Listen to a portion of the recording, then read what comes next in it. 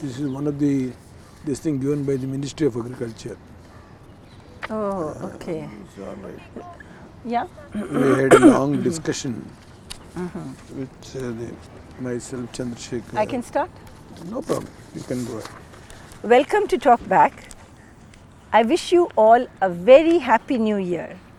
On this first day of the new year, on our program, we have a very distinguished guest. I welcome Shri Devegowda, former Prime Minister. Mr. Devegowda is first and foremost a farmer. Concerns of Indian farmers are close to his heart. As Chief Minister of Karnataka, he initiated a number of reforms in the agricultural sector. When he came to the Government of India as Prime Minister, he brought his concerns with him. And now he is agitating with the farmers of all states in India to find their rightful place in the Indian society and the Indian economy. Welcome to the program. Thank you very much, Madam. You have given me an opportunity to share my views, not only with the viewers of this channel, but also with the, by and large, with the farmers of this country. And some of the viewpoints I differ with the economy, economists who are by and large try to argue in favor of maintaining the fiscal deficit. That is one of the argument. Fiscal deficit is one of the major area where they are always propagating to remove the subsidies, all these things. Yes, it's a very good opportunity for me to share my views with all those people who are for and against, arguing in connection to this agricultural sector. So it's a good opportunity you have given to me. I am really thankful to you and to your team and your parivar. I am so happy. Can I start with this question? You mentioned subsidies. Now, I believe, as many economists in India believe, that India has a comparative advantage in agriculture. We have 70% of our population dependent on agriculture. We really should be producing and exporting agricultural commodities. Then, when we talk about agriculture, why do we not talk about more investment in agriculture, more infrastructure for agriculture? Why do we talk in terms of subsidies? See, that is one of the major issue which you have raised. The investment in agricultural sector is going from bad to worst. Put it in a very harsh language, it is going from bad to worst. See, the very object of bank nationalization by Srimati Indira Gandhi is to give certain weightage to agricultural sector, classifying agricultural sector as one of the priority sector. And the policy decision of the government was to keep 18% lending on the banking, the institutions. But unfortunately, no nationalized banks or even non-nationalized banks or the institutional finance, whatever NABARD or whatever it may be, see, never crossed more than 13% after the bank nationalization so far as the lending is concerned.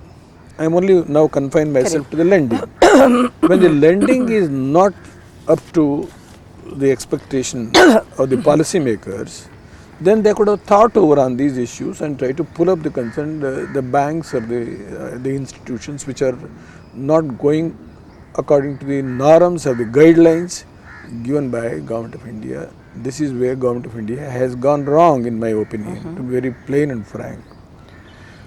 When I became the Prime Minister, it is just sheer accident. I must be very plain on this issue. There is no question of making any tall claim about my political the achievement. So unfortunately, I went through all these issues and tried to improve the lending position. My stay was also very short, and I am unable to achieve what I wanted. There is some improvement in those days. This is one side. It may not be out of context if I say why the farmers are committing suicide. They are not getting the requisite amount of the loans or the support by the government and the government managed institutions, financial institutions. That's why the farmers are approaching the private money lenders with heavy interest. That is unbearable, and the farmers are unable to repay it, and the private money lenders are going to torture them, humiliate them. And on one side, this type of humiliation from the private money lenders. On the other side, there is no remunerative price, which we have not thought over on these lines. Let me So ask that you. is why the farmers are committing to suicide. Suicide. I will now pass on to the infrastructural investment and agricultural, how the investment in agricultural sector has gone down, either by the public sector, the private investments or the public investments. So the institutional finances, I told you, it has gone down. The unfortunate thing is, nobody bothers about agriculture. Agriculture is a traditional occupation in this country which has been confined to about 65 to 70% of our population. Now who bothers? There is no voice. But is it not true that when you are increasing subsidies, whether it is fertilizer subsidy, power subsidy, irrigation subsidy, then the government's resources are limited. If you're going to spend more on these things, governments can spend less on infrastructure. No, there is no question of my taking a stand to increase the subsidy. The issue was at that time the cost of inputs. Please remember, at the time when I took over, the cost of inputs was so high. See, when the economic reforms were introduced by the previous government, the Congress government headed by Mr. Narasimha Rao, they try to advocate for the removal of subsidies in a phased program of 3 years, because the IMF and the World Bank are insisting while they are going to lend to the country for various projects.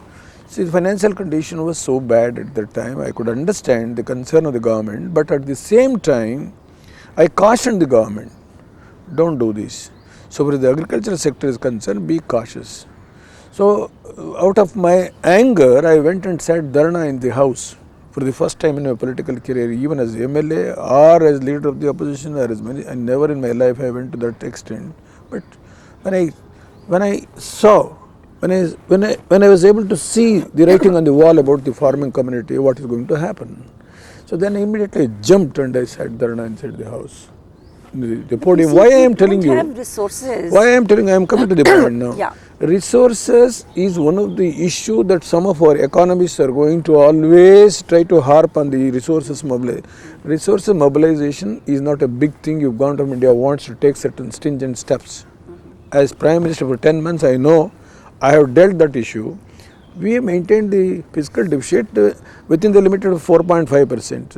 And I don't want to elaborate on particularly on that issue. Resources is not an issue. It is only the commitment to the farming community. What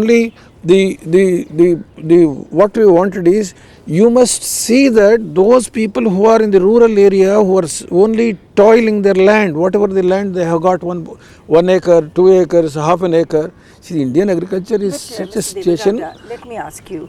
We have a situation where the government spends on irrigation, and the charges that the farmers pay for irrigation do not even cover the operating cost of running our irrigation system. Now in Andhra Pradesh, they have started these water user associations. What happens is, in Andhra, then the farmers say that if in the neighboring states farmers are not paying for water, why are you asking us to pay for water? Don't you think a progressive way of thinking would be to get the farmers of different states together, get them to agree that if they pay for the running of the water systems, we will be able to invest more in irrigation? That is a more productive way of thinking, rather than saying, give us more irrigation even if we cannot pay for the running of the system.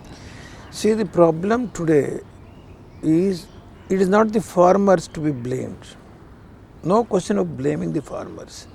The farmers have been exploited on various accounts. irrigation project which was started in second plan, if it has not been completed even in the 10th plan, then the escalation of cost, who is responsible for that? It is improper planning, improper funding by the government of India as well as the state governments, respective state governments. The escalation due to various reasons. So I was an irrigation minister, I was a leader of the opposition, I was the chief minister, I was the prime minister. I know so many reasons why the cost of the irrigation projects are going to be escalated and why the unnecessary delay. The proper funding is not there, proper planning is not there. For all these blunders committed by this government or that government, I am not bothered. The project cost will be threefold, fourfold, tenfold. It will be go on revising, re-revising. Why should a farmer has to pay all these things as? If the project, when it's going to be taken up, when it's going to be given administrative sanction or the technical sanction, on a time-bound program, if the project is going to be completed, we can reduce the cost of the project more than 50%, what we are now spending on these things is. Second thing is, if the calculation of the water rate or the betterment levy, whatever you may call, the farmers, if it is reasonable, if the government has taken a proper the decision by proper method of the taxation of, so far as the irrigation the users are concerned, there is no problem. I will just come to the one more aspect. I don't want to elaborate on this issue. What the farmers want? They want remunerative price. When you going to fix the minimum support price or the remunerative price, whatever we call, you must calculate the cost of inputs, including water rate, including power charges, including the fertilizer, the cost, their labor charges. At least all these things should be borne in mind, and then fix the support price or the minimum support price or whatever the remunerative price you think. Add at least 10 to 15% their return on their investment. Even that, why the problem for no industrialist has committed suicide in this country? No, the so-called affluent section of the people have not committed suicide in this country. Is the farmer is not giving his whole the life for the sake of feeding 101 crore population of this country? Who is feeding this large population of this nation? At this point, I think we're going to take a little break. I need a little sip of water, please. No, the coffee is ready here. Is it here? Some, Whatever, something just. or buy.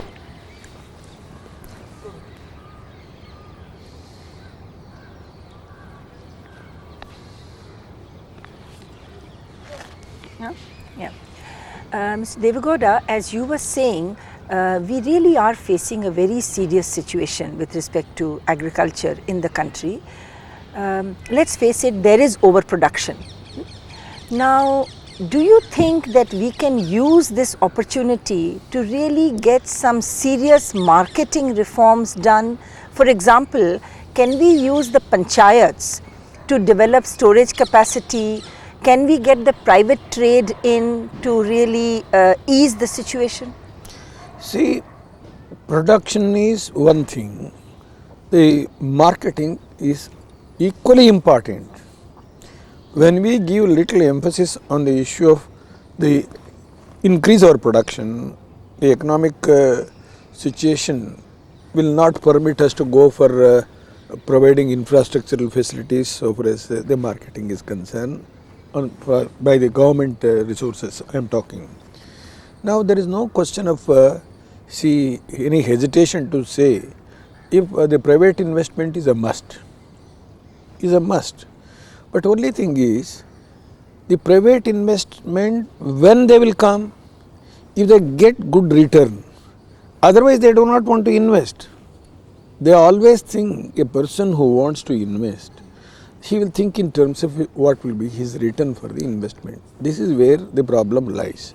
So anyway, we have to make such arrangements that the flow of private investment is on one side, and the government also should think over on this. This is a vulnerable section. 65% of the total Indian population depend on agriculture. It's not like other countries.